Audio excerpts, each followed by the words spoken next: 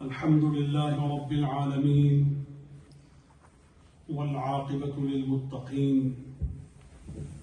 الصلاة والسلام على رسوله خاتم النبيين وعلى آله وصحبه ومن والاه إلى يوم الدين. بسم الله الرحمن الرحيم.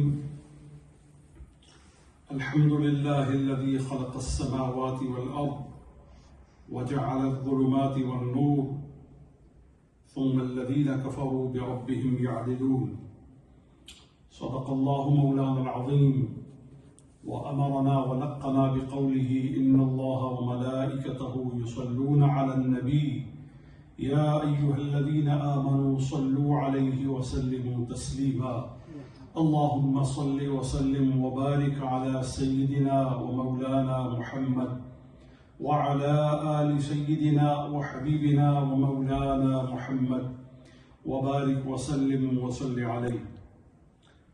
حاضرین و سامعین، برادران اسلام، السلام علیکم ورحمۃ اللہ وبرکاتہ. جمعۃ المبارکہ وہ عظیم دن ہے کہ جس کی برکتوں کو، جس کی افادیت کو، جس کی امپورٹنس کو اور جس کی حساسیت کو اہل ایمان، اہل تقوی سمجھتے ہیں. جمعہ کے دن اللہ اپنے بندوں کو اپنی رحمتوں سے اور اپنے فضل سے اور اپنے احسانات اور اپنے نعم سے نوازتا ہے. اور اس دن میں ایک خاص گھڑی ہے جس گھڑی میں دلوں کو نور عطا کیا جاتا ہے، ذہنوں کو خاص رغبت، ہدایت کی بخشی جاتی ہے، اور جن لوگوں کو اللہ کی معرفت محبوب ہوتی ہے وہ اس دن اس مراد کے حصول میں اور زیادہ آسانی اور سہولت پاتے ہیں. جمادی الثانی شریف کا یہ جمعہ، جو کہ ہم یہاں امریکہ سکاکی میں کریم اللہ مسجد کی ایک خوبصورت عمارت میں ادا کر رہے ہیں، آج کے اس جمعہ میں ہم نے اس پہ غور کرنا ہے کہ رب تعالی جل جلالہ وعم نوالہ کا قرب اور اس کی خوشنودی اور رضا طلبی کس طرح ہم یقینی کر سکتے ہیں. اس کے لیے ہمیں قرآن کے نور کی طرف متوجہ ہونا ہے. اس کے لیے ہمیں سنت رسول کی طرف اپنے دماغ اور دل کو لگانا ہے. جب قرآن کی طرف ہم متوجہ ہوتے ہیں تو قرآن ہمیں کامیابی کے لیے وہ نور دکھاتا ہے، جو نور کبھی ذات مصطفیٰ کی صورت میں ہے، جو نور کبھی کتاب مبین کی صورت میں ہے، جو نور کبھی نماز کی صورت میں ہے، جو نور کبھی ذکر الہی کی صورت میں ہے، جو نور کبھی تقوی کی صورتوں اور اس کے اسالیب میں ہم دیکھ سکتے ہیں. وہ نور کبھی تدبر کتاب کی صورت میں ہے کہ آپ قرآن میں ڈیپ پینیٹریشن کے لیے غور کرتے ہیں، قرآن کے معانی کو سمجھنے کی کوشش کرتے ہیں، قرآن پر عمل کے لیے جہالت کو ترک کرتے ہیں، عصبیت کو ترک کرتے ہیں، گناہ سے نفرت کرتے ہیں، سنت رسول کو اختیار کرتے ہیں. اور وہ نور نبی کریم صلی اللہ علیہ وآلہ وصحبہ وسلم کی اتباع کا نام ہے، آپ کو فالو کرنے کا نام ہے. وہ ڈیوائن لائٹ اور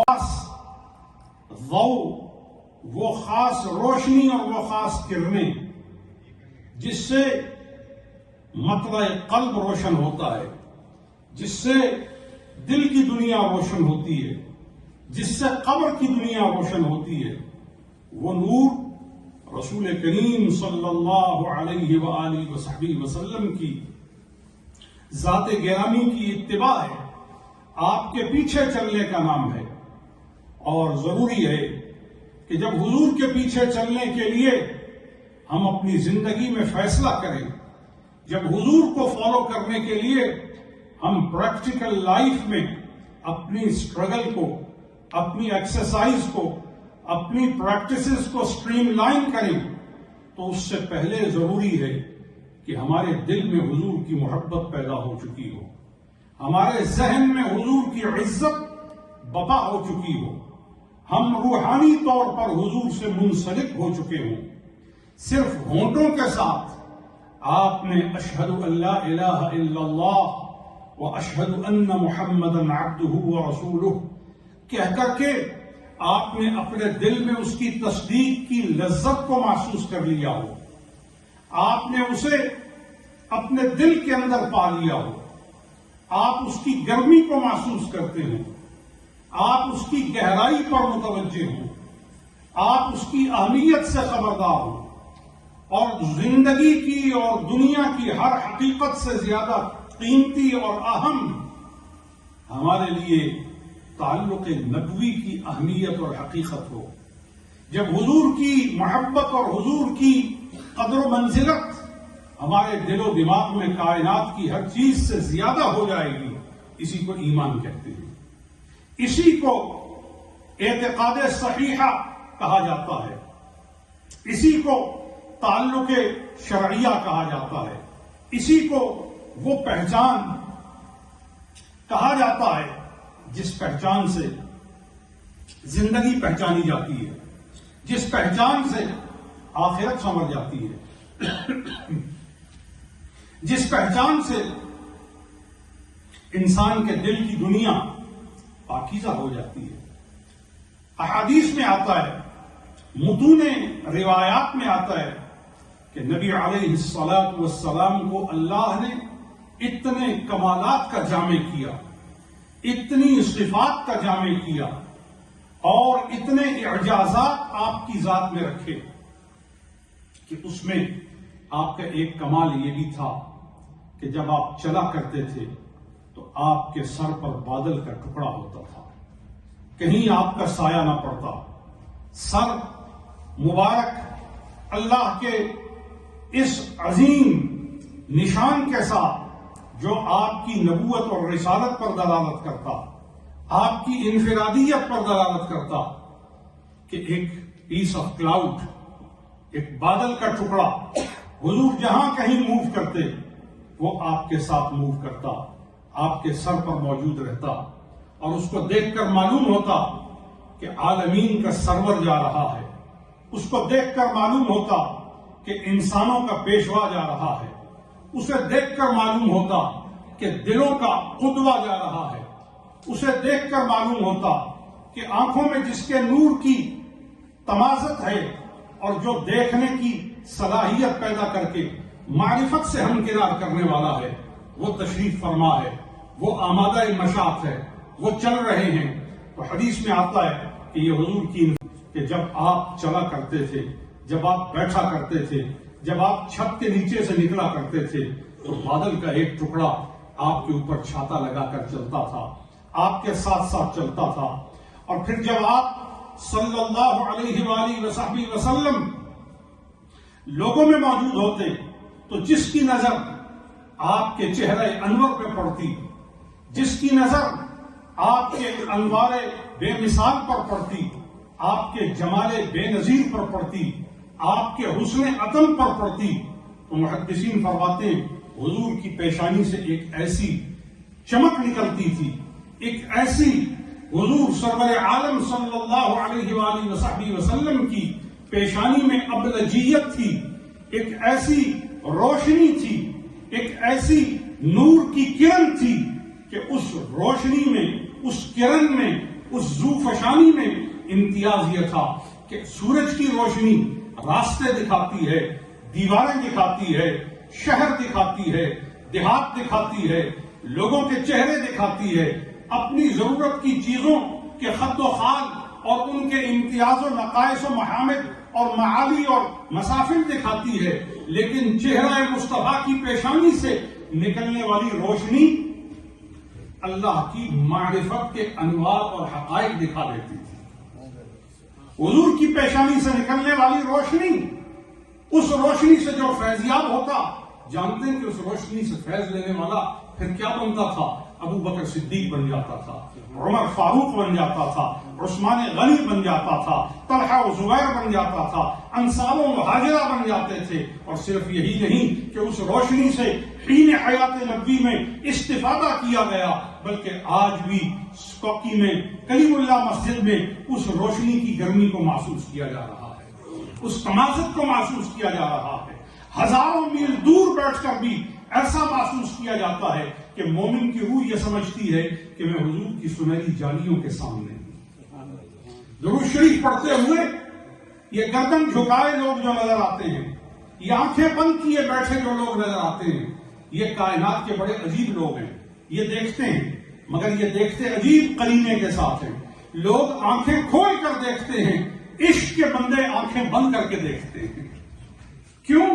کیونکہ وہ عشق کی وجہ سے کائنات کے ہر نظارے سے اپنی نظر کو لا تعلق کرتے ہیں اور پھر اپنی نظر نیاز کو سوئے مصطفیٰ لگا دیتے ہیں، جہاں سے حضور کے انوار و تجلیات سے وہ بہرہ مند ہوتے ہیں۔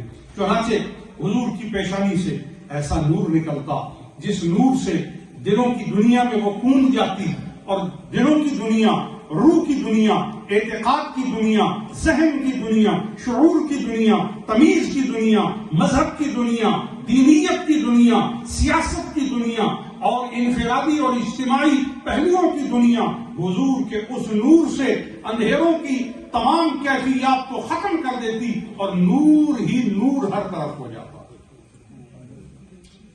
پھر آپ صلی اللہ علیہ وآلہ وصحبہ وسلم کی زبان اقدس، کہ آپ کی زبان اقدس سے جب بھی کوئی کلمہ نکلتا، جب بھی کوئی بات آپ کی زبان سے سنی جاتی، جب بھی کوئی گفتگو آپ ادا فرماتے، جب بھی آپ کسی کے لیے کوئی لفظ بولتے، تو اس کی ایک انفرادی شان تھی کہ جو بھی آپ کے دہن اقدس سے نکلتا وہ سوائے حق کے کچھ نہ ہوتا، وہ سوائے وحی کے کچھ نہ ہوتا، جن کا ایک ایک لفظ، جن کا ایک ایک بول حق کا ترجمان ہوتا، وحی کا ترجمان ہوتا۔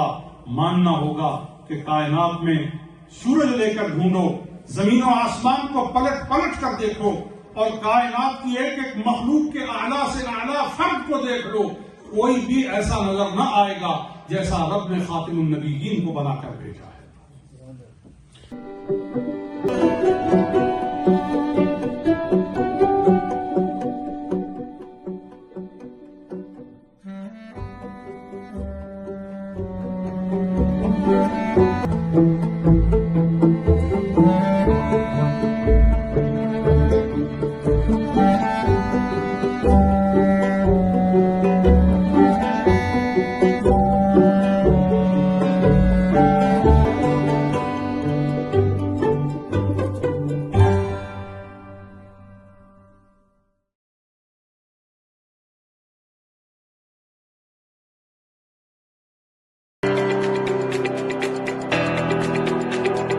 Help Sehan Vital Fusion, a 501c3, promoting sports, entertainment, health, arts and nutrition in the underserved youth of Pakistan.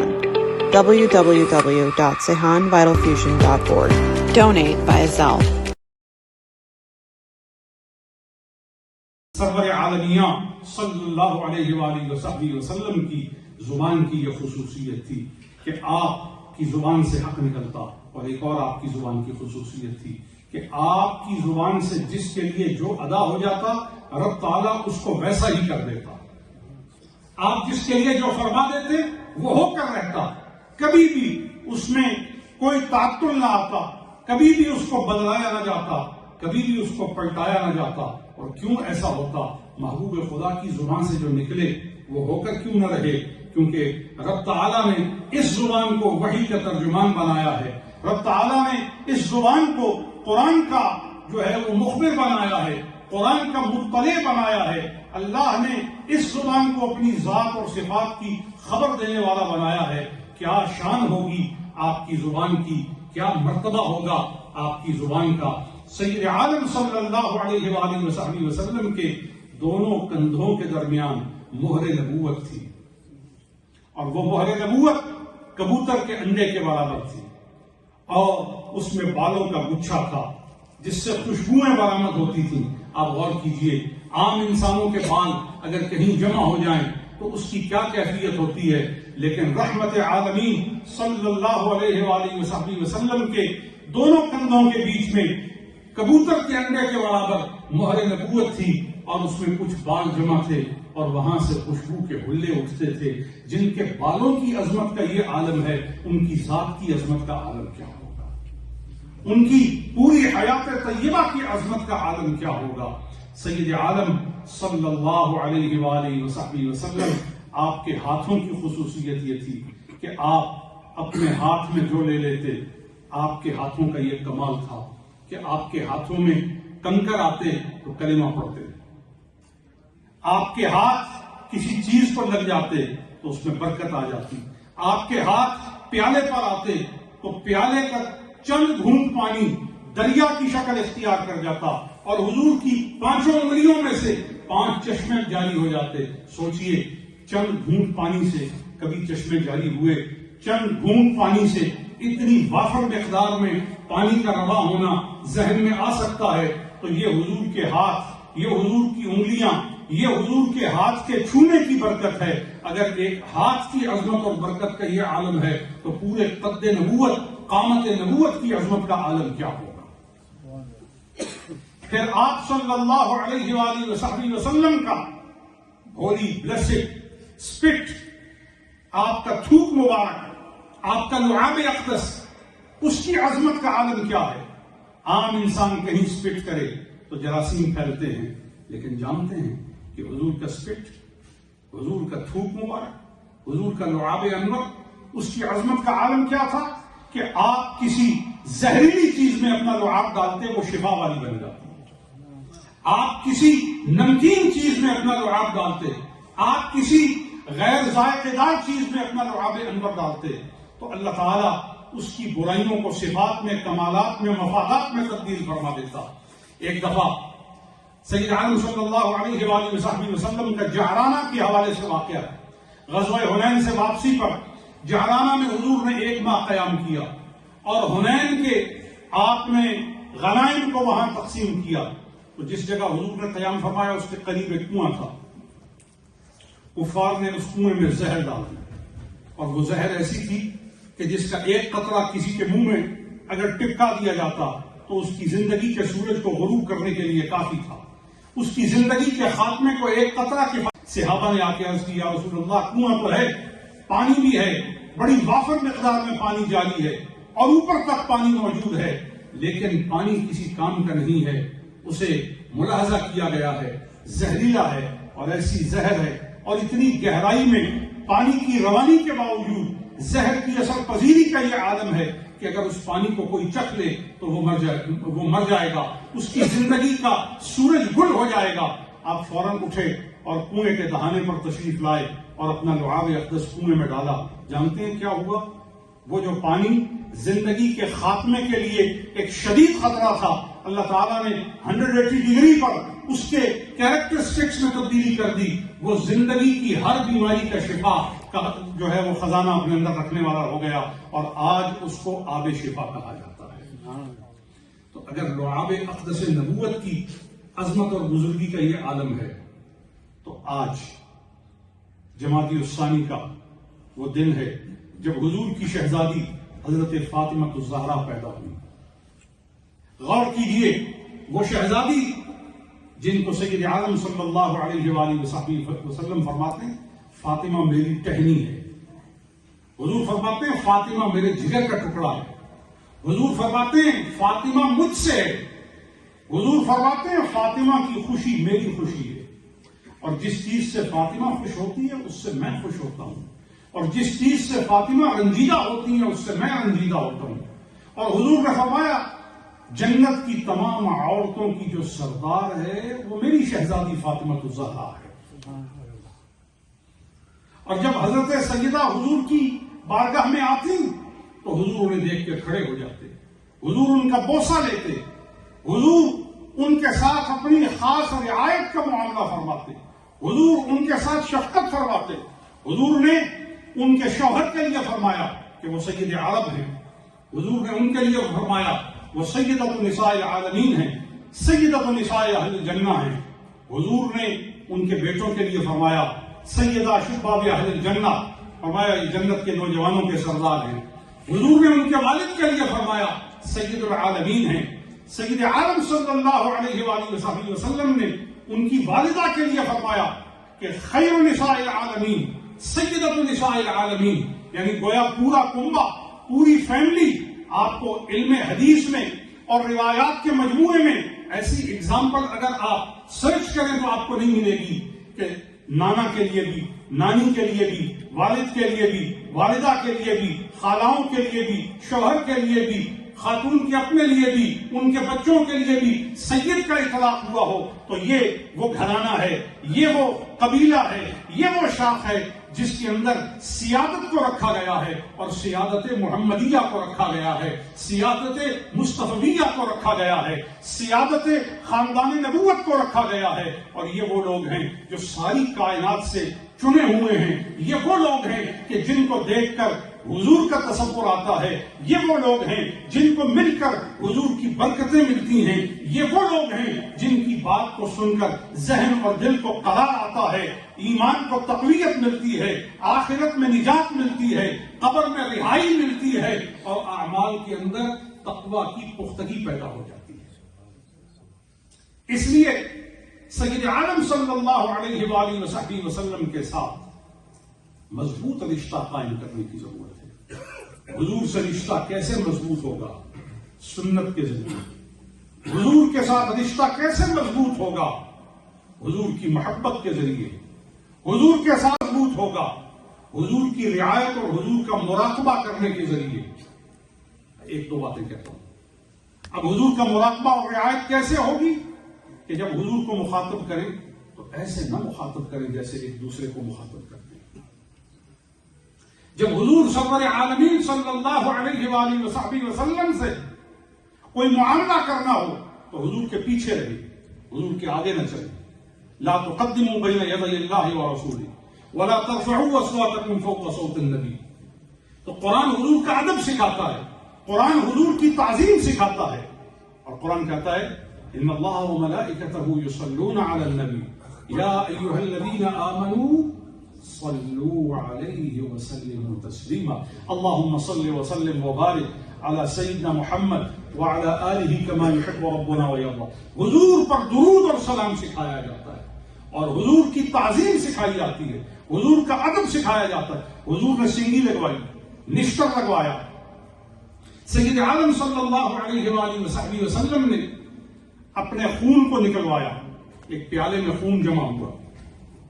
جب وہ خون جمع ہو گیا تو حضرت عبداللہ ابن زبیر رضی اللہ تعالی عنہ کو وہ خون دیا گیا کہ آپ وہ حضور نے فرمایا اس خون کو جا کر دفن کر دو. حضرت عبداللہ ابن زبیر کہتے ہیں میں جب دیوار کے پرے گیا تو مجھے خیال آیا کہ اس خون کو دفن کیسے کر سکتا ہوں، یہ تو حضور کا خون ہے. دھیان کیجیے کہ صحابہ حضور کے خون کو ایک عام بلڈ کی طرح نہیں لیتے تھے. عبداللہ ابن زبیر کہتے ہیں کہ اس خون کو میں نے پی لیا. جب حضور کے پاس واپس آئے تو حضور نے پوچھا اس خون کا کیا کیا؟ عرض کیا رسول اللہ میں نے پی لیا. حضور مسکرائے، فرمایا جس قدر تو نے میرے خون کو پیا ہے اللہ نے تیرے جسم کو جہنم پر حرام کر دیا ہے.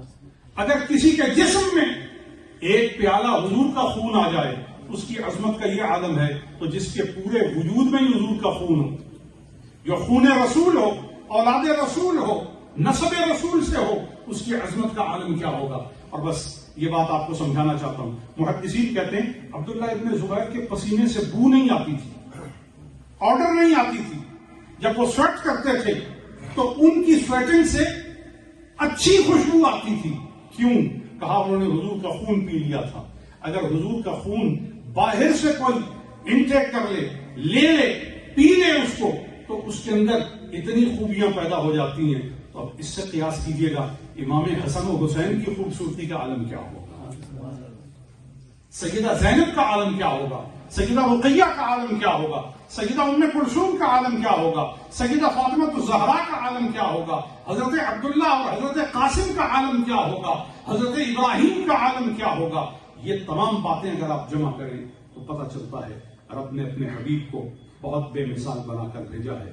ہمیں ضرورت ہے کہ ہم حضور کی پیروی کریں، ہم حضور سے محبت کریں اور ٹوٹ کر نبی کریم صلی اللہ علیہ وآلہ وسلم کی اتباع کریں اور آپ کے ساتھ مضبوطی پیدا کرتے ہوئے اپنے دل کو جوڑ دیں، اپنی روح کو جوڑ دیں، حضور کے دیدار کی کوشش کریں. آج جمعہ ہے، جمعہ میں خطبہ سے لے کر عصر کی نماز کے پہلے تک ایک گھڑی ہے.